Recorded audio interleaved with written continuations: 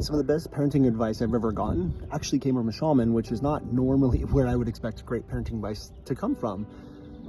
But there's been a couple lines over the years I'm like, wow, that is some of the best advice. It's made me into the best parent ever. And the parenting advice that I'm gonna give you in this video is that your kids don't come down into this earth or born with beliefs. They're not born, they're like a clean slate. There's like no traumas, right? They haven't learned survival mechanisms.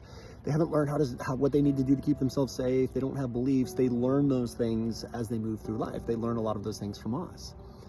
But I think one of the hardest things for parents is that we have to understand our kids are their own people. They're going to want to challenge things or ask questions, and I think they should. And I think a lot of parents are so rooted in their own beliefs or perspectives and likes and dislikes that they just almost control or force their kids to adapt the same belief system, the same likes and dislikes that they do, because they don't like that to be challenged. But I think one of the best gifts you can give your kids are actually two things. Number one is giving them the autonomy to discover what resonates with them, what makes their life better, what makes more sense to them, and allow them to go explore that in a healthy way that has nothing to do, even if it has nothing to do with what you like or what you believe. Giving them full autonomy to be a human being like they were born here to be. And that's just honestly not parenting advice, that's just good human advice. I mean, any human on this planet wants the freedom to be able to believe, like what they like, all those sort of things.